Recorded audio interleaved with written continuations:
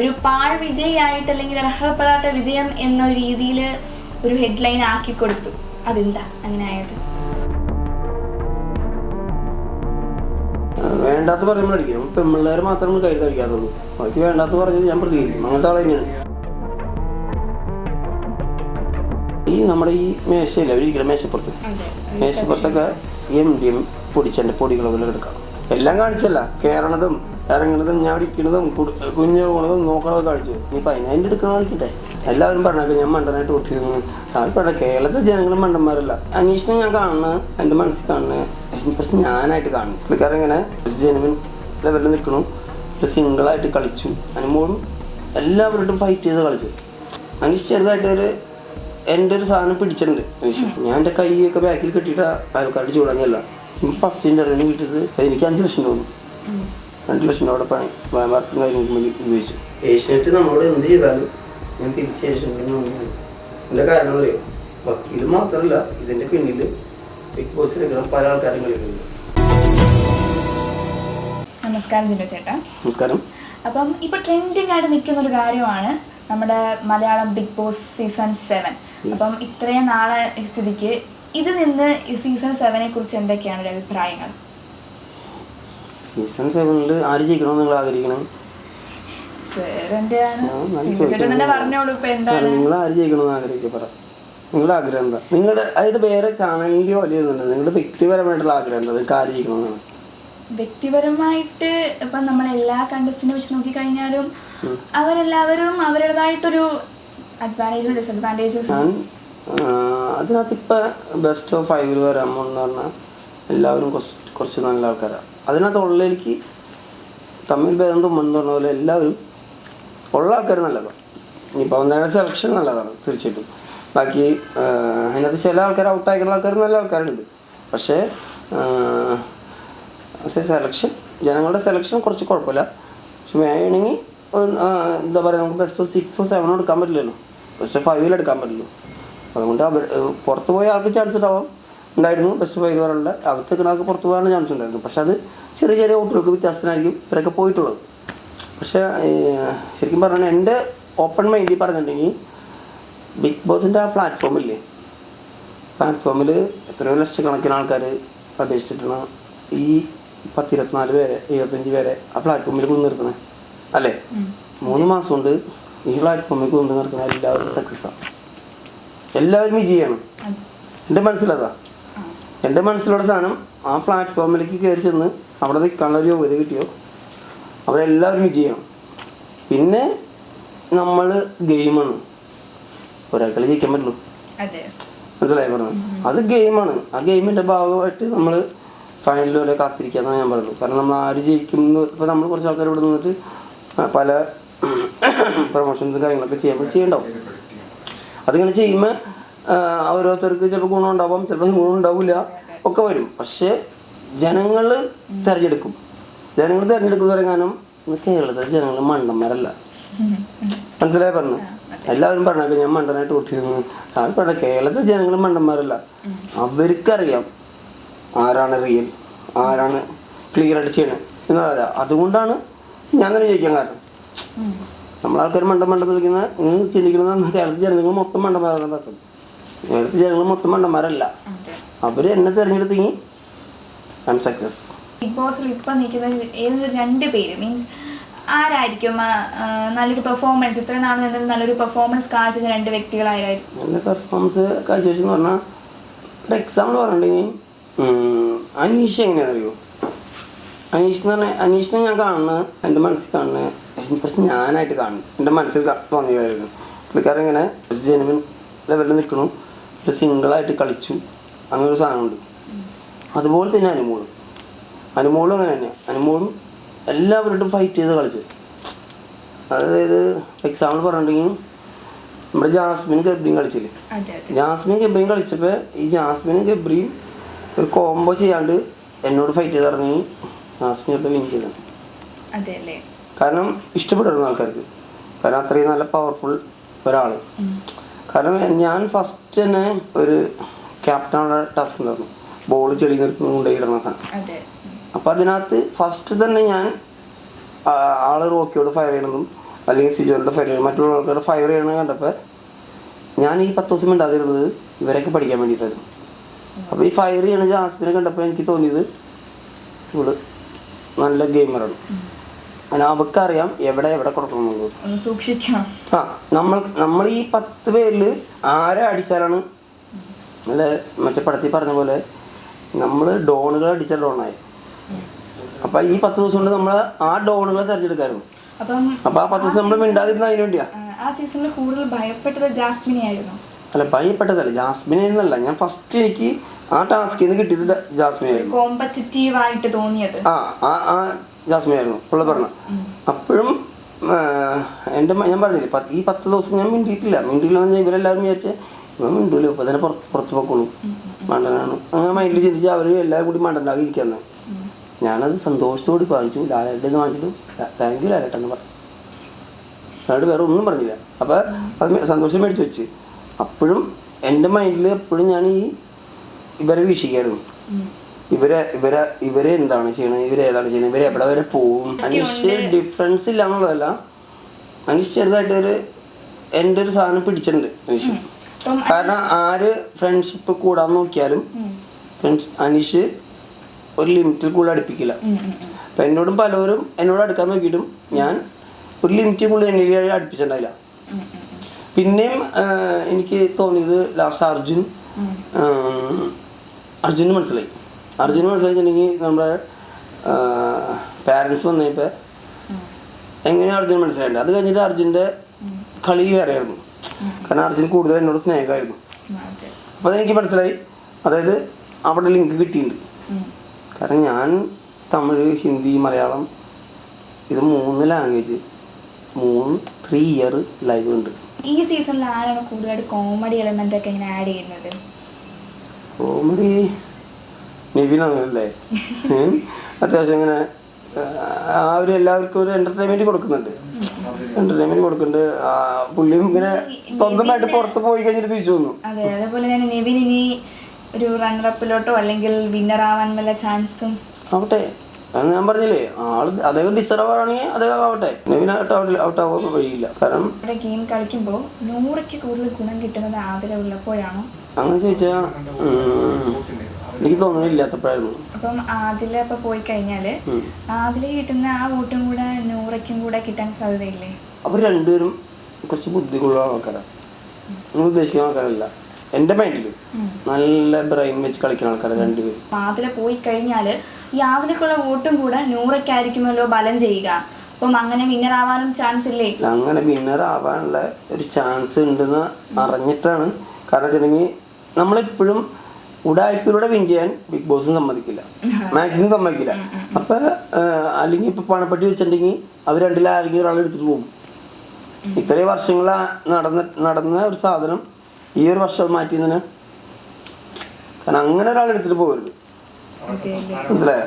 അങ്ങനെ ഒരാൾ എടുത്തിട്ട് പോകുമ്പോൾ അത് അവരുടെ ആ സംസാരമാണോ അവർക്ക് ഇങ്ങനത്തെ ഒരു പണി ഒരുക്കിയത്? അവരുടെ സംസാരമാണെന്ന് വെച്ചാൽ അത് ഞാൻ പറഞ്ഞത്. നിങ്ങൾ അവിടെ കയറുന്ന ആൾക്കാരെ കുഴപ്പമെന്ന് അറിയും. ഞങ്ങളുടെ സീസണിൽ ഈ സംഭവം ഉണ്ടായിരുന്നു. ഈ 1 മാസം കഴിഞ്ഞ് കഴിയുമ്പോൾ അവിടെ ക്യാമറകളൊക്കെ മറന്നു പോകും. നമ്മുടെ വീടായിട്ട് ഫീൽ ചെയ്ത് കഴിയുമ്പോൾ നമ്മൾ ഓട്ടോമാറ്റിക്കായിട്ട് നമ്മൾ ഏതാ അവരാരും കേൾക്കണല്ലോ, നമുക്ക് പറയാമെന്ന് പറയും. പ്രേക്ഷകർ മാത്രമല്ല, ബിഗ് ബോസ് എല്ലാം മൈക്കാണ്. 10-74 മൈക്ക് ഞാൻ ഇനിയുണ്ട് ടോട്ടൽ. അവിടെ കുറച്ച് കാണുള്ളൂ, എങ്കിലും മൈക്ക് ഹിഡനായിട്ട് നിൽക്കുന്നുണ്ട് അവിടെ ഗ്ലാസ്സിനുള്ളിലായിട്ട് അവിടെ കേട്ട്. അപ്പോൾ അത് നിങ്ങൾ കാണണമെന്നില്ലെങ്കിൽ ഇനി ബിഗ് ബോസ് കയറുന്ന ആൾക്കാർക്കാണ് ഞാൻ പറയാനുള്ളത്, ലൈവ് കുറേ കാണാം. അപ്പോൾ നിങ്ങൾക്ക് മനസ്സിലാവും അത് എങ്ങനെ എവിടെയൊക്കെ ക്യാമറ വെച്ചിട്ടുണ്ട് ഇരിക്കേണ്ടതൊക്കെ അറിയാൻ പറ്റും. അതേപോലെ തന്നെ നമ്മുടെ ഇപ്പോൾ 7th സീസണിലൊരു സീൻ ഉണ്ടായിട്ടുണ്ട്. തൈര് തട്ടിയപ്പോൾ ഹാർട്ട് അറ്റാക്ക് വന്നൊരു സീൻ. അപ്പോൾ തൈര് തട്ടിയത് നമ്മുടെ തൈര് വെച്ചത് ഇവിടെ നിവിനാണ്. നിവിനെ അതുകൊണ്ട് തന്നെ ടാസ്കിൽ നിന്നൊക്കെ ഒഴിവാക്കിയൊക്കെ ചെയ്തു ലാലേട്ടൻ. അപ്പം അതേപോലെ ലാലേട്ടൻ കുറേ ഫയറൊക്കെ ചെയ്തൊന്ന് ഇതാക്കിയായിരുന്നു നിവിനെ. ഞാനൊരു കാര്യം പറ്റേ, നമ്മൾക്ക് ലാലേട്ടൻ ഫയർ ചെയ്യണു എന്ന് വിചാരിച്ച് ലാലേട്ടൻ അവർക്ക് സപ്പോർട്ട് ചെയ്യുന്നില്ല എന്നല്ല അതിൻ്റെ അർത്ഥം. അല്ലെങ്കിൽ സപ്പോർട്ട് ചെയ്യുന്നുണ്ടെന്നല്ല എൻ്റെ അർത്ഥം. കാരണം ലാലേട്ടൻ എല്ലാവരും ഫയർ ചെയ്യുന്നുണ്ട്, നമ്മൾ തെറ്റ് കണ്ടാൽ എല്ലാവരും ഫയർ ചെയ്യുന്നുണ്ട്. അപ്പം അത് പല രീതിയിലെടുക്കാം. കാരണം അവിടെ നിന്നുകൊണ്ട് ഇപ്പം ഞാൻ എൻ്റെ ഇതിൽ എല്ലാ ആഴ്ചയും എല്ലാ വീക്കിലും ഞാൻ പുറത്ത് ഹൈപ്പിലാണോ മീഡിയത്തിലാണോ ലോയലാണോ എന്ന് അറിയാനുള്ള കഴിവ് എനിക്കുണ്ടാകും. ഇപ്പം ജിൻഡോ ചേട്ടനാണ് ആ നെവിൻ്റെ സ്ഥാനത്തെങ്കിൽ ഇങ്ങനെ രക്ഷപ്പെടുമായിരുന്നു, അല്ലെങ്കിൽ എങ്ങനെ അത് ആ സീൻ കൈകാര്യം ചെയ്യുമായിരുന്നു? ഞാൻ എന്തെങ്കിലും പറയുമ്പോൾ ചൂടായിരിക്കുന്ന ലാലിൻ്റെ വരെ ചിരിച്ചു പോകല്ലേ, ശ്രദ്ധിച്ചിട്ടുണ്ടോ? ചൂടായിരിക്കുന്ന ലാലിൻ്റെ വരെ ഓട്ടോമാറ്റിക്കായിട്ട് ചിരിച്ചു പോകാം. അല്ലെങ്കിൽ നമ്മൾ നോക്കാത്ത സമയത്ത് നോക്കി ലാലിൻ്റെ ചിരിച്ചു പോകും.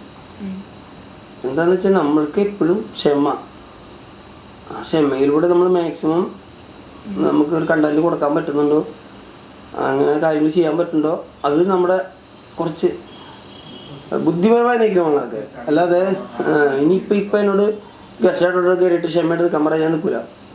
അപ്പം ജിൻഡോ ചേട്ടൻ്റെ സീസണിൽ ഇപ്പോൾ ബിഗ് ബോസിൽ കുറേ സീനുകളും കാര്യങ്ങളൊക്കെ ഉണ്ടായിട്ടുണ്ട്. അപ്പം തോന്നിയിട്ടുണ്ടോ ഒരു അടി കൊടുക്കണം, അല്ലെങ്കിൽ ഇവരെന്തു കാണിക്കുന്നേ, ഒരു ദേഷ്യം, ഉള്ളിലൊരു ദേഷ്യം തോന്നിയിട്ടുണ്ടോ ആരോടെങ്കിലും? കുറേ തോന്നിയിട്ടുണ്ട്, കുറേ വട്ടം പല ആൾക്കാരോടും തോന്നിയിട്ടുണ്ട്. പക്ഷേ ഞാൻ എൻ്റെ കൈയൊക്കെ ബാക്കിൽ കെട്ടിയിട്ട് ആൾക്കാരുടെ ചൂടാഞ്ഞല്ല, ബാക്കിൽ കൈ കെട്ടിയിട്ടാകുമ്പോൾ. കാരണം വെച്ചിട്ടുണ്ടെങ്കിൽ ആ കൈ എടുത്ത് കൊണ്ടുവരാൻ സമയമുണ്ടല്ലോ, ഓർക്കും നമ്മൾ വേണ്ടാന്നുള്ളത്. പക്ഷേ നമ്മൾ അവരൊക്കെ എൻ്റെ ഒരു ക്യാരക്ടറിനാണെങ്കിൽ നമ്മൾ അടിക്കാനാണ്. ഇപ്പോൾ എൻ്റെ ശരിക്കുള്ള ക്യാരക്ടർ വേണ്ടാത്ത പറയുമ്പോൾ അടിക്കണം. പെൺപിള്ളേരെ മാത്രം നമ്മൾ കരുതി അടിക്കാത്തുള്ളൂ, ബാക്കി വേണ്ടാത്ത പറഞ്ഞാൽ ഞാൻ പ്രതികരിക്കും. അങ്ങനത്തെ ആൾ തന്നെയാണ്. പക്ഷേ ഞാൻ അടിക്കാത്തതിൻ്റെ കാരണം വെച്ചിട്ടുണ്ടെങ്കിൽ എൻ്റെ സ്വപ്നം അതിലും വലുതായിരുന്നു. എൻ്റെ സ്വപ്നം അതിലും വലുതായിട്ടാണ് ഞാൻ അവിടെ കയറിയത്. എല്ലാ ദിവസം പ്രാർത്ഥിക്കാനുണ്ടല്ലോ, നിങ്ങൾ ശ്രദ്ധിച്ചിട്ടുണ്ടോ? അതായത് ഞാൻ അവിടെ ചെന്നിട്ട് അന്നത്തെ ദിവസം പിറ്റേ ദിവസം രാവിലെ മുതൽ രാവിലത്തെ ഡാൻസ് റബീസൊക്കെ കഴിഞ്ഞിട്ടുണ്ടെങ്കിൽ ഞാൻ എല്ലാവരും പോയി എല്ലാം മുട്ടുത്തിന്ന് കുറച്ച് പ്രാർത്ഥിക്കും. നിങ്ങൾ ശ്രദ്ധിച്ചത് കൈ ഇങ്ങനെ ആയിരിക്കില്ല, കൂടുതൽ ഇങ്ങനെ ആയിരിക്കും, ഇങ്ങനെ കൂടുതൽ ഇങ്ങനെ പിടിച്ചിട്ട് മാക്സിമം പ്രാർത്ഥിക്കും. എന്തായിരിക്കും പ്രാർത്ഥിക്കാൻ നമുക്കറിയാം. നമുക്ക് പ്രകൃതിക്ക് ഒരു നിയമമുണ്ട്. ഞാൻ ചിന്തിക്കുന്നത് ബിഗ് ബോസിൻ്റെ കപ്പ് ഞാൻ അടിച്ചു, എൻ്റെ കയ്യിലായി, എൻ്റെ കയ്യിലിരിക്കണം കപ്പ്. ഇനി ഞാൻ എന്ത് ചെയ്യും? ഇനി ഞാൻ എന്താ ചെയ്യണം? തോട്ടക്കം രണ്ടാമത്തെ ദിവസം മുതൽ എൻ്റെ പ്രേതായിരുന്നു. അതായത് നമുക്ക് ഈ കപ്പ് എൻ്റെ കയ്യിലുണ്ട്, പിന്നെ ഞാൻ എന്ത് ചെയ്യും? ഞാൻ പിന്നെ അതിനെക്കുറിച്ച് ചിന്തിക്കുള്ളൂ. പിന്നെ എനിക്കത് അവിടെ നിന്ന് ഔട്ടായ ഞാൻ ഈ ആഗ്രഹിച്ച സാധനം എനിക്ക് കിട്ടില്ല. മനസ്സിലായോ? ഞാനൊരു ആർട്ടിസ്റ്റ് ആവാൻ വേണ്ടിയിട്ടാണ് അവിടേക്ക് പോയത്. കാരണം ഞാൻ നല്ല ചാൻസും കാര്യങ്ങളൊക്കെ ചോദിക്കുമ്പോൾ ആൾക്കാർ നമ്മുടെ ഫേസ് മറ്റുള്ളവർക്ക് മനസ്സിലാവണമെന്നുണ്ടെങ്കിൽ മാത്രമേ ചാൻസ് കിട്ടുമെന്ന് പറഞ്ഞിട്ട് എന്ത് പറയാൻ പറ്റും? മനസ്സിലായോ? ഇതാണ് നമുക്ക്. അല്ലെങ്കിൽ പിന്നെ നമ്മൾ ലക്ഷങ്ങൾ കൊടുത്ത് കോടികൾ കൊടുത്ത് മൂവി ചെയ്യാനുള്ള ഒരു കപ്പാസിറ്റി ഉള്ള ആളെ അങ്ങനെ ആളല്ല. അപ്പം എനിക്ക് എൻ്റെ പ്രയറിൽ ഞാൻ കപ്പടിച്ച്, അപ്പം ഞാൻ ആ മൂവി ചെയ്യണം, ഈ ജോലി ചെയ്യണം, അങ്ങനെ ചിന്തിച്ചിരിക്കുന്ന സമയത്ത് ഞാൻ ചിന്തിക്കും, അയ്യോ അടിച്ച് ശരിയാവില്ല, അത് ചെയ്തപ്പോൾ ശരിയാവില്ല. അതേപോലെ തന്നെ ഒരു റൂമറൊക്കെ ഉണ്ടായിരുന്നു ജയിച്ച സമയത്ത്. അപ്പം ആ റൂമർ ഞാൻ പറയുകയാണ്, അർഹതപ്പെട്ട് കിട്ടിയ വിന്നർ അല്ലത്, ആ ഒരു വിജയം അർഹതപ്പെട്ടതല്ല ജിൻഡോയ്ക്ക് എന്നത്. അതിനെപ്പറ്റി എന്താണ് സംസാരിക്കാനുള്ളത്? അതായത് നിങ്ങളൊരു കാര്യം മനസ്സിലാക്കാം, എന്നെ ജയിപ്പിച്ചേണ ആൾക്കാർ, അതായത് അവര് എന്തായാലും ഞാൻ നിങ്ങളോട് പറഞ്ഞില്ലേ, ഈ അപ്പം കാണുന്ന നമ്മൾ ടി വിയിൽ കാണുന്ന ആളുണ്ട്, അതൊരു ഗെയിമാണ്. നിങ്ങൾക്ക് മനസ്സിലായി പറഞ്ഞത്? ആ ഒരു ഗെയിം കണ്ടിട്ട് അതിനകത്ത് ഇഷ്ടപ്പെടുന്ന ആൾക്കാരെ അവർ ഇത് ചെയ്യണത്. പുറത്തിറങ്ങി കഴിഞ്ഞിട്ട് ഇപ്പം എൻ്റെ കൂടെ മത്സരിച്ച ആൾക്കാർ തന്നെ എന്നോട് പറയാൻ നശിപ്പിക്കുന്നതാണ്. അപ്പം എന്നെക്കുറിച്ച് ഉണ്ടാക്കണ മൈനസും കാര്യങ്ങളും കണ്ടിട്ട് എൻ്റെ ഹേറ്റേഴ്സും എനിക്ക് എൻ്റെ വോട്ട് ചെയ്യാത്ത മറ്റുള്ള വേറെ ആൾക്കാരുണ്ടാവുമല്ലോ, അവർ എന്നെക്കുറിച്ച് ഇങ്ങനെ പറയും. അത് ഇവർ പറയിപ്പിക്കുന്ന രീതിയാവാണ്. എനിക്ക് മനസ്സിലായി പറഞ്ഞത്. അപ്പം അതിനെന്ന് വെച്ചാൽ എനിക്ക് എന്ത് ചെയ്യാൻ പറ്റുക? ഇപ്പം ഞാനിപ്പോൾ 50 ലക്ഷം രൂപ ആയിരിക്കും അവിടെ നിന്ന് പൈസ ഉണ്ട്, ആ പൈസ കിട്ടിയിട്ട് മേടിച്ചിരുന്ന ആൾ നമ്മളെ രണ്ടാളും കൂടി ഒരു മത്സരത്തിന് കയറാണെങ്കിലും ഞാൻ അപ്പം തന്നെ മേടിക്കുമ്പോൾ എനിക്കൊരു ദേഷ്യം ഉണ്ടാവില്ലേ? എല്ലാവർക്കും ഉണ്ടാവും. സ്നേഹമെല്ലാം ഉണ്ടാവുക, സ്നേഹം ഉണ്ടാവും, കാണിക്കില്ല. മറ്റുള്ളവരുടെ മുമ്പിൽ വന്നിട്ട് നമ്മൾ ചിലത് ബാക്കിൽ കിട വന്ന് കുത്തും, പക്ഷെ ചിലർ ഫ്രണ്ടിൽ കിട വന്ന് കയ്യരും. ഈ കയ്യെന്ന് പറയാൻ പേടിക്കണം. കൈ എന്നിട്ട് മനസ്സിലെന്തായിരിക്കും അറിയോ? നിന്നെ എടുത്തോളടാ. ജയിക്കുന്നതിന് മുന്നേ വരെ ഓരോ സോഷ്യൽ മീഡിയയിലും പുകഴ്ത്തി പറഞ്ഞുകൊണ്ടിരിക്കുന്ന ജിൻഡോ ചേട്ടനെ വിന്നറിനായ ശേഷം ഈ സോഷ്യൽ മീഡിയ തന്നെ ഒരു പാഴ് വിജയിയായിട്ട്, അല്ലെങ്കിൽ അർഹപ്പെടാത്ത വിജയം എന്ന രീതിയിൽ ഒരു ഹെഡ്ലൈൻ ആക്കി കൊടുത്തു. അതെന്താ അങ്ങനെ ആയത്? ഒരു കാര്യം പറയട്ടെ, ഞാൻ പണ്ട് ഒരു ഇൻ്റർവ്യൂ നമ്മുടെ ഒരു ഇതിനകത്ത് ഇങ്ങനെ വന്നിരുന്ന് എടുക്കാനും ഒരുപാട് ആഗ്രഹിച്ചിട്ടുണ്ട്. ഇപ്പം നമ്മുടെ ഒരു കുട്ടിയുടെ ഒരു വിജയമാണെങ്കിലും അല്ലെങ്കിൽ എൻ്റെ ഒരു വിജയം ഇങ്ങനെ കോമ്പറ്റീഷനൊക്കെ അടിച്ച വിജയം ചേട്ടൻ നിന്ന് ഇന്ത്യയിൽ എടുക്കുമോ അല്ലെങ്കിൽ ഇതെടുക്കുമോ എന്ന് ചോദിക്കുമ്പോൾ മൈൻഡ് ചെയ്യാറില്ല. ചിലപ്പോൾ അവർക്ക് അത് നമ്മൾ ഇന്ത്യ എടുത്തിട്ട് അവർക്കൊന്നും കിട്ടാനില്ല, മനസ്സിലായി പറഞ്ഞു. അപ്പോൾ അത് കഴിഞ്ഞിട്ട് ഞാൻ ബിഗ് ബോസ് കയറി കഴിഞ്ഞപ്പോൾ നമ്മളുടെ വിജയങ്ങൾ കണ്ട് കണ്ട് ഓരോരുത്തർ ഇട്ടിട്ടിട്ട് പിന്നെ അത് ഇട്ടാലാണ് അവർക്ക് റീച്ച് ഉണ്ടാവുമെന്ന് അവർ മനസ്സിലാക്കി അവർ നമ്മളെ തന്നെ പ്രൊമോഷൻ ചെയ്തു. അതല്ലാണ്ട് ഞാൻ PR കൊടുത്തിട്ടല്ല, അത് അവർ തന്നെ ഇങ്ങനെ പ്രൊമോഷൻ ചെയ്തുകൊണ്ടിരിക്കുകയാണ്. പ്രൊമോഷൻ ചെയ്തുകൊണ്ടിരുന്ന് ഒരു സുപ്രഭാതത്തിൽ അവർ നമ്മുടെ ആളായി മാറണം. ഇപ്പം നിങ്ങൾ കേരള ന്യൂസ് നിങ്ങൾ എൻ്റെ വീട്ടിൽ വന്ന് ഇൻ്റർവ്യൂ എടുത്തിട്ടുണ്ട്, ജിമ്മിൽ വന്ന് ഇൻ്റർവ്യൂ എടുത്തിട്ടുണ്ട്, എൻ്റെ അമ്മേനെ ഇൻ്റർവ്യൂ എടുത്തിട്ടുണ്ട്, നാട്ടുകാരെടുത്തിട്ടുണ്ട്, എൻ്റെ ജിമ്മിൽ പോയി ഇൻ്റർവ്യൂ എടുത്തിട്ടുണ്ട്. അവരാരും നിങ്ങൾക്ക് പൈസ തന്നാ? നിങ്ങളെ ഞങ്ങൾ വിളിച്ചു വരുത്തിയതാണോ? നിങ്ങൾ ഞങ്ങളുടെ അടുത്ത് വന്നതല്ലേ അല്ലേ? അപ്പം ഞാൻ നമ്മൾ ചോദിക്കാം, ഇതുപോലെ തന്നെ എല്ലാവരും അവരുടെ ചാനലിന് ബൂസ്റ്റ് കിട്ടാൻ വേണ്ടിയിട്ട് തന്നെയാണ് ഇത് ചെയ്തത്. അത് കഴിഞ്ഞ് ഇറങ്ങി കഴിഞ്ഞുള്ള സിറ്റുവേഷൻ പറഞ്ഞുതരാം. ഞാൻ ഫസ്റ്റ് ഇൻ്റർവ്യൂ എന്ന് പറഞ്ഞാൽ ഞാൻ ഇറങ്ങുന്നതിന് മുമ്പേ തന്നെ ഒരു 2-3 ഇൻ്റർവ്യൂ എൻ്റെ ഇവിടെ കൂടെയുള്ള സഹപ്രവർത്തകർ പൈസ മേടിച്ച് സെറ്റാക്കി വെച്ചിട്ടുണ്ടായിരുന്നു. അതെന്ന് പറഞ്ഞാൽ എനിക്ക് ഫസ്റ്റ് ഇൻ്റർവ്യൂവിന് കിട്ടിയത് ടോട്ടൽ അവർക്ക് ചിലവായത് 7 ലക്ഷം രൂപ. അത് എനിക്ക് 5 ലക്ഷം തോന്നും. 2 ലക്ഷം രൂപ അവിടെ പണി വർക്കും കാര്യങ്ങൾക്ക് വേണ്ടി ഉപയോഗിച്ചു. അത്ര പൈസ എനിക്ക് കിട്ടി അന്ന്. രണ്ടാമത്തെ ഇൻ്റർവ്യൂ ഏകദേശം അത്രയ്ക്ക് തന്നെ കിട്ടിയിട്ടുണ്ട്. മൂന്നാമത്തെ ഇൻ്റർവ്യൂ ഉണ്ട്, നാലാമത്തെ അങ്ങനെ ഒരു 5 ഇൻ്റർവ്യൂ അങ്ങനെ തന്നെ പോയി. അങ്ങനെ പോയി കഴിഞ്ഞപ്പോൾ എനിക്ക് വേണ്ടി പൊക്കി പറഞ്ഞ കുറേ ചാനൽ കാര്യങ്ങൾ ആൾക്കാരൊക്കെ ഉണ്ട്. അവരുടെ ഇത് കിട്ടാൻ വേണ്ടിയിട്ട് എന്നെ ബൂസ്റ്റ് ചെയ്തിട്ടുണ്ട്. അത് അവരുടെ ആവശ്യമാണ്, എൻ്റെ ആവശ്യമുണ്ട്. എനിക്കത് ഗുണം ചെയ്തിട്ടുണ്ട്, നന്ദിയുണ്ട്, താങ്ക് യു. പക്ഷേ വീണ്ടും അവർ എന്നെ ഇൻ്റർവ്യൂ വിളിക്കുമ്പോൾ ഞാൻ പൈസ വയ്ക്കും.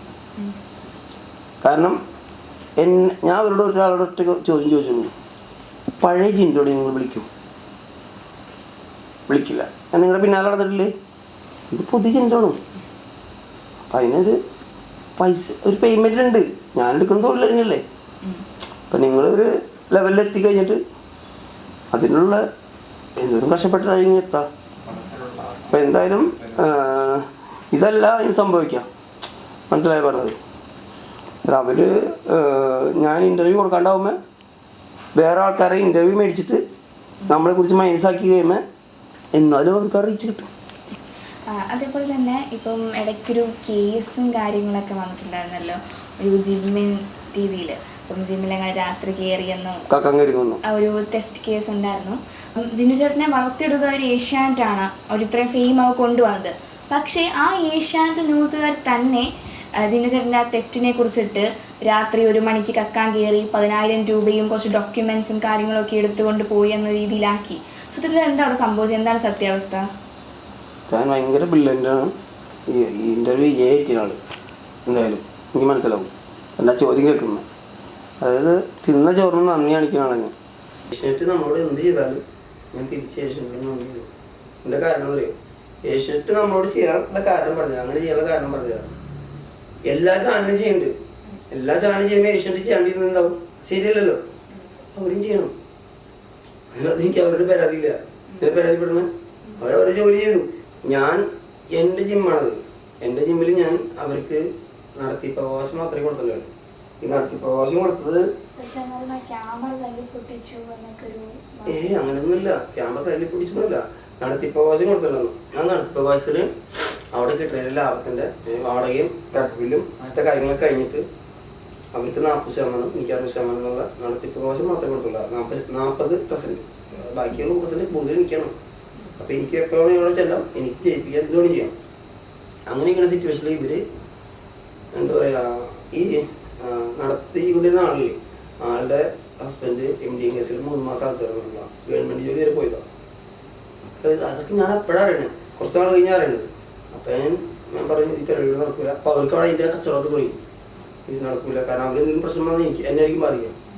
പറഞ്ഞത് ഒഴിവാകാൻ നോക്ക്, ശരിയാവില്ല, പറഞ്ഞു. അപ്പോൾ അവർ തോന്നിങ്ങനെ എൻ്റെ കൈകാലം കുടിച്ച് തോന്നിച്ചേട്ടാ ഞങ്ങൾ നിൽക്കട്ടെ, അത് പറ്റിപ്പോയി തന്നു. നമുക്ക് അങ്ങനെ ഇനി ഞങ്ങളിങ്ങനെ ആവർത്തിക്കുന്ന ആൾക്കാരല്ലല്ലോ, അപ്പോൾ ഞങ്ങൾ ഒന്നുമില്ലല്ലോ, ഞങ്ങൾക്ക് ജീവിക്കണ്ടേ. നമുക്ക് നമ്മളോട് ഒരാൾ റിക്വസ്റ്റ് ചെയ്യുമ്പോൾ ഞാൻ അത് ശരി പറയും. അത് കഴിഞ്ഞിട്ട് ഇവർ എൻ്റെ ഈ വരുമാനം കുറയാൻ തുടങ്ങി. അപ്പോൾ നമ്മൾ നോക്കുമ്പോൾ അവിടെ ആൾക്കാരൊക്കെ ഉണ്ട്, പക്ഷെ എന്നാലും വരുമാനം കുറയും. അപ്പോൾ ഞാനൊരു ഓഫീസ് സ്റ്റാഫിനെ നിർത്തി.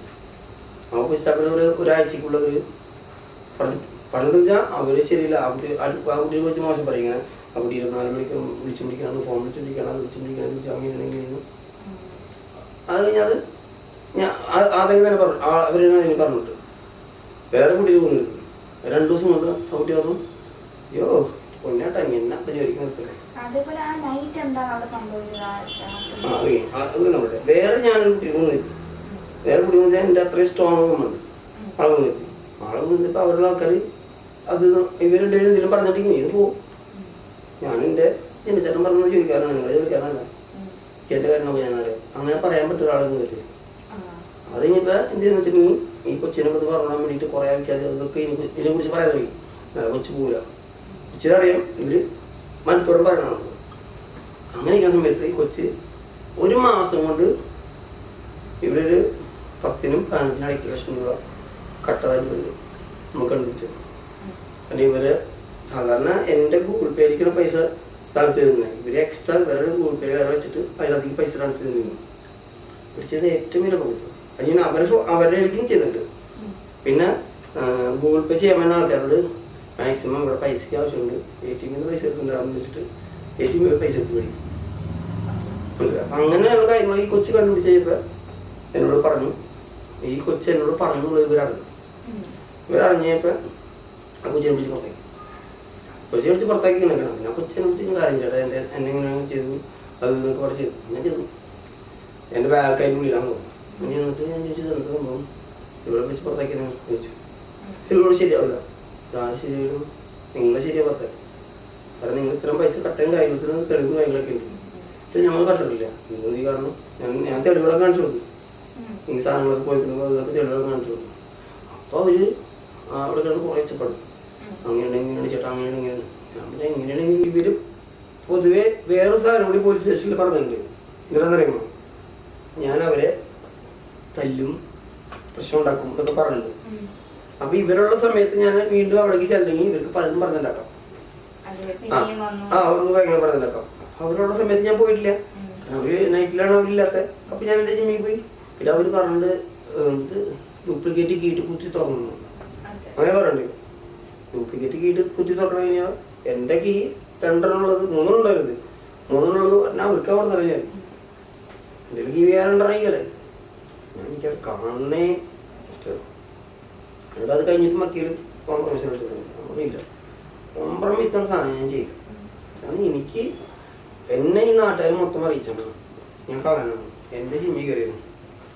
എനിക്ക് അങ്ങനത്തെ സ്വഭാവമില്ല. 10,000 ടിക്കറ്റ് എടുക്കാത്ത ആവശ്യം എനിക്കില്ലായിരുന്നു ഒരു സ്ഥലത്ത്. എൻ്റെ ജിമ്മാണ്, എൻ്റെ ജിമ്മിൽ കയറി. അപ്പം അത്രയും മോശക്കാരനൊക്കെ എന്നെ. അതിപ്പോൾ ഞാൻ എക്സാമ്പിൾ പറഞ്ഞു, ഞാൻ ഇവർക്കെതിരെ കൂടെ കേസ് കൊടുത്തിട്ട് അതിനൊരു പരിഹാരം ഉണ്ടായിട്ടില്ല. പരിഹാരം വെച്ചിട്ടുണ്ടെങ്കിൽ അത് ന്യൂസിലൊന്നും വന്നില്ല. ഞാൻ സാധാരണ കൂടെ കേസ് കൊടുത്തു, അതാരൊക്കെ ന്യൂസ് വരാം. ഇവരെന്താ ചെയ്തെന്ന് വെച്ചാൽ ഈ ഫുട്ടേജ്, എൻ്റെ ഫുട്ടേജ് എടുത്തിട്ട് എൻ്റെ CCTVയിലെ ഫുട്ടേജ് എടുത്തിട്ട് വേറെ അവിടെ ഫുട്ടേജ് ഞാൻ തന്നെ കയറണത് കൊടുത്തു ഏതെങ്കിലും ഒരു ചാനലിൽ കൊടുത്താൽ മതി. പിന്നെ അവർ പൊക്കോളും. ഇതാണ് അവർ ചെയ്തത്. അത് ചെയ്ത് ബ്രില്യൻ്റ് ആയിട്ടല്ല, വക്കീലിൻ്റെ കഴിവിലൂടെ ചെയ്തത്. വക്കീൽ മാത്രമല്ല, ഇതിൻ്റെ പിന്നിൽ ബിഗ് ബോസ് കളിക്കുന്ന പല ആൾക്കാരും കളിക്കുന്നുണ്ട്. കുറേ ആൾക്കാരുടെ അത് എനിക്ക് വേറെ പല കാര്യങ്ങളിലും സംസാരത്തിലും ഒക്കെ എനിക്ക് കിട്ടി. അല്ല,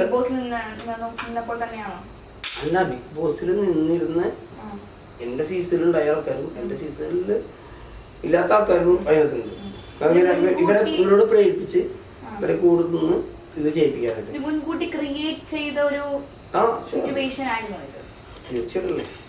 എന്താ കാരണം വെച്ചിട്ടുണ്ടെങ്കിൽ അവർ ക്യാമറ ഇങ്ങനെ വെച്ചിരുന്ന സാധനം വേറെ സ്ഥലത്ത് വെച്ചാൽ ക്യാമറ കൊടുക്കുന്നു വെച്ചിട്ട് ഇവിടുന്ന് ആരും കയറണമെങ്കിൽ കാണാൻ പറ്റണം. ഞാൻ എന്തായാലും അവരുടെ ഡോക്യുമെന്റ്സ് സാധനങ്ങൾ എടുക്കാൻ പോകുന്നത് അവർക്കറിയാം. ഇന്ന് പറഞ്ഞില്ല, ക്യാമറ സീനോടെ ഉണ്ട്. മനസ്സിലായി പറഞ്ഞത്. അത് അവർക്ക് മനുഷ്യനെ മനഃപൂർവ്വം കൈകാര്യത്തേക്കണമെങ്കിൽ ഒരു സമയമൊന്നും ഇടാം. ഞാൻ സുപ്രീം കോടതി പോകണമെന്നാലും ഞാൻ ഇത് വെറുതെ വിടില്ല. കാരണം ഞാൻ ചെയ്യാത്ത തെറ്റും പിന്നെ ഞാൻ പെണ്ണടിച്ചും കാര്യങ്ങളൊക്കെ പറഞ്ഞാൽ ഞാൻ ചെയ്യാതെ തെറ്റാൻ ചെയ്യില്ല. അങ്ങനെ ഇവർക്ക് മനസ്സിലായി എന്തായാലും ഇവരെ പറഞ്ഞു കൊടുക്കുന്നുണ്ട്. അപ്പോൾ ഇവർ അലമ്പാൻ തുടങ്ങി. അത് പൈസ മേടിക്കാൻ വേണ്ടി മാത്രം എന്നെ ഒരാളായി മാറി അവിടെ. ഞാൻ ചെല്ലുന്നില്ല. അപ്പോൾ ഇവർക്ക് അവിടെ ഈ രാവിലെ തന്നെ 5:30 ജിമ്മ് തുറക്കാനും ഇവർ വരില്ല. താക്കോല് പുറത്ത് വെച്ചിട്ടുണ്ടാവും, ഒരു ചെരുപ്പിൻ്റെ അടിയിൽ വെച്ചിട്ടുണ്ടാവും. എന്നിട്ട് ഈ ഷട്ടർ പകുതി വരെ പൊക്കിയിടുള്ളൂ. ഷട്ടർ പകുതി വരെ പൊക്കിയിടുന്നത് എന്തിനാണെന്ന് അറിയാമോ? ഈ ഫസ്റ്റൊക്കെ വന്നത് കുറേ കുറച്ച് പ്രായമുള്ള ആൾക്കാരാണ്, താഴ്ന്നിടത്ത് പൊക്കാൻ പറ്റില്ല ഷട്ടർ. അപ്പം ഇത്രയും പൊക്കി വെച്ചിട്ടുണ്ടെങ്കിൽ ഇവിടെ ഗ്ലാസ് ഇടുന്നുണ്ട്, ഗ്ലാസ്സിൽ ഡോറുണ്ട്, താക്കോലുണ്ട്, ഇവിടെ തുറന്നിട്ട് ഷട്ടറാണ് പൊക്കിയത്. ഞാൻ രാത്രി അതിൽ പോകുന്നത് കാരണം അപ്പം ഞാൻ ഇവർക്കെതിരെ കേസ് കൊടുത്തതിനേക്കാണ്, ഇവർ എനിക്കെതിരെ കൊടുത്തേക്കാണ്. അപ്പം പിന്നെ നമ്മൾ അവരെ മൈൻഡ് ചെയ്യാൻ ഒരു മടി എനിക്ക്. ഞാൻ രാത്രി പോയപ്പോൾ ഇപ്പോൾ ഇവരുടെ ഇല്ല, നമുക്ക് പോയി എൻ്റെ എനിക്കൊരു ചെക്ക് ലീവ് എടുക്കാനുണ്ടെന്ന്. അപ്പം അങ്ങനെ ഇങ്ങനെ ചെന്നപ്പോൾ ഷട്ടർ ഇങ്ങനത്തെ അവസ്ഥയ്ക്ക് എടുക്കാം. അപ്പം എനിക്കും അതുപോലെ തന്നെ സുഖമായിട്ട് തുറന്ന് ഞാനവിടെ കുഞ്ഞു കയറി. കാരണം വെച്ചിട്ടുണ്ടെങ്കിൽ എനിക്കറിയാം ഇവർ ഇതുകൊണ്ടാണ് ഇങ്ങനെ ചെയ്യുന്നത്. കാരണം എന്നോട് അവിടെ നിന്ന് ആൾക്കാർ പറഞ്ഞായിരുന്നു രാവിലെ ഒന്നും വരില്ല, വൈകിട്ട് സമയത്തിന് വരില്ല. അപ്പം കാഷ്വലി ചെയ്തതാണ് എന്ന് വെച്ച് കഴിഞ്ഞാല് മറ്റുള്ളവർക്ക് വേണ്ടിയിട്ട് തുറന്നു വെച്ചതായിരുന്നു. അപ്പം ജിൻഡോ ചേട്ടനും അതേപോലെ കാഷ്വലായിട്ട് കയറി പോയതാണ്. ഞാൻ കാഷ്വലായിട്ട് ഈ സാധനം ഇങ്ങനെ കുഴിഞ്ഞ് ഞങ്ങൾ നിൽക്കാം, ഇപ്പോഴത്തെ സിറ്റുവേഷൻ നോക്കിയിട്ട് നിൽക്കാം. എന്നിട്ട് ഞാൻ അവിടെ പോയി എൻ്റെ പേഴ്സണൽ റൂമുണ്ട്. അപ്പം ആ വീഡിയോ ഒന്നും കാണിക്കാറുണ്ട് അവർ, ക്യാമറയാണല്ലോ. ആ വീഡിയോ എടുത്തിട്ട് അതായത് ഈ നമ്മുടെ ഈ മേശയില്ല, അവരിരിക്കുന്ന മേശപ്പുറത്തൊക്കെ MDM പൊടിച്ചതിൻ്റെ പൊടികളൊക്കെ എടുക്കാം. അവർ യൂസ് ചെയ്യുന്ന അവർ പറഞ്ഞാൽ ഈ 3 ദിവസം തരണം ഈ പൊടി പോലെ നമുക്ക് അങ്ങനെ കിടക്കാൻ അറിയാൻ പറ്റും. ഞാൻ വെച്ച് ദൈവമേ ഇവർ എന്തെങ്കിലും സാധനമൊക്കെ ഇതിൻ്റെ ഉള്ളിൽ വെച്ചിട്ട് പോയാൽ എനിക്ക് പണി കിട്ടും. അപ്പോൾ എനിക്ക് സ്ഥലത്ത് ഇങ്ങനെ അടികൾ കുനിഞ്ഞ് നോക്കിയാണ്. അപ്പം കുനിഞ്ഞ് നോക്കുന്ന ഒരു വീഡിയോ ഇങ്ങനെ കുനിഞ്ഞ് നോക്കണം. അപ്പം അതിൻ്റെ ഇടയ്ക്ക് എൻ്റെ അങ്ങനെ ഈ നോക്കണം ഇങ്ങനെ നോക്കിയ സമയത്ത് എൻ്റെ പോക്കറ്റിൽ എന്തോ കിടക്കണം, എൻ്റെ പോക്കറ്റിൽ എന്തോ ചാടിപ്പോയി. അപ്പോൾ അത് നോക്കാനായിട്ട് ഇങ്ങനെ കിടന്ന് നോക്കി. ആ വീഡിയോ ഒക്കെയാണ് പുറത്തു വന്നത്. പക്ഷേ അതിനകത്ത് പറഞ്ഞൊരു 10,000 രൂപയും കുറച്ച് ഡോക്യുമെന്റ്സും കൂടെ ആണ് പോയിരിക്കുന്നത്. ഞാൻ എക്സാമ്പിൾ പറഞ്ഞിട്ടുണ്ടെങ്കിൽ അവിടെ ഇരിക്കുന്ന 10,000 രൂപ ഞാൻ എടുത്തെന്താ കുഴപ്പം, എൻ്റെ അല്ലേ കാശ്, എനിക്ക് എടുക്കാം. പക്ഷേ ആ ചോദ്യം ചോദിക്കുമ്പോൾ ആൾക്കാരും ഇവരൊക്കെ പറയണമെന്ന് വെച്ചിട്ടുണ്ടെങ്കിൽ അങ്ങനെ എടുത്തിട്ടുണ്ടെങ്കിൽ അവർക്ക് കണക്ക് ഏൽപ്പിക്കേണ്ടതെന്നാണ് പറയണത്. അന്ന് പറയുന്ന ഒരു കാര്യം എന്ന് വെച്ചിട്ടുണ്ടെങ്കിൽ ഈ 10,000 രൂപ അവിടെ എടുക്കണതിൻ്റെ ക്യാമറയിലില്ലേ, അതെന്താ കാണിക്കാന്ന്? എല്ലാം കാണിച്ചല്ല, കയറണതും ഇറങ്ങണതും ഞാൻ ഇരിക്കണതും കുഞ്ഞു പോണതും നോക്കണതും കാണിച്ചു. നീ 10,000 എടുക്കണ കാണിക്കട്ടെ, അത് കാണിച്ചില്ലല്ലോ, മനസ്സിലായി പറഞ്ഞത്. അപ്പം അവരെന്തിനു വേണ്ടിയില്ല ഈ കേസ് കൊടുത്തത്? അപ്പം ഈ കേസ് കൊടുത്തപ്പോൾ ഇവർ വ്യക്തമാക്കിയില്ലേ ഡോക്യുമെന്റ്സ് എന്ന് പറയുന്ന ആ സംഭവം എന്ത് ഡോക്യുമെന്റ്സ് ആണ്? എന്ത് ഡോക്യുമെന്റ്സ് ആണ് അവിടെ പോയിക്കണേ, എന്താണ് അവിടെ ചെയ്തേക്കണേ? ഒന്നും ചെയ്തിട്ടില്ല. ഞാനവിടെ ചെന്നിട്ട് ചെയ്ത സാധനം തന്നെ അവിടെ ഇരുന്നിട്ട് ഇവരടച്ചേക്കണ കുറേ ഫീസുകൾ കാര്യങ്ങളൊക്കെ ഉണ്ട്, അത് ഞാൻ ഫോട്ടോ എടുത്തു, ഇത്ര ഞാൻ ചെയ്തോളൂ. അവര് അവിടെ വീട്ടിൽ വെച്ചിട്ടുണ്ടെന്ന് ഭിത്തി മുട്ടിച്ചു, അത് കുറച്ച് ഫോട്ടോ എടുത്തു, ഞാൻ പോന്നു. അത് ഇപ്പം പിന്നെ അത് മാത്രമല്ല, ഞാൻ അടിയിൽ നോക്കി നമ്മൾ പൊടിയും കാര്യങ്ങളും കിടക്കണം, എനിക്കുള്ള പണിയുള്ളതെന്ന് ഓർത്ത് ഞാൻ നോക്കി. കേസ് ഞാൻ ഞാൻ പറഞ്ഞ ഇത് വിധിച്ചല്ലോ, എൻ്റെ ന്യൂസ് ഉണ്ടായിരുന്നു. കൂടുതൽ വാർത്തകളും വിശേഷങ്ങളും നിങ്ങൾക്ക് ലഭിക്കാൻ കേരളീയം ന്യൂസ് സബ്സ്ക്രൈബ് ചെയ്യുക, കൂടെ ബെൽ ബട്ടണും അമർത്തുക.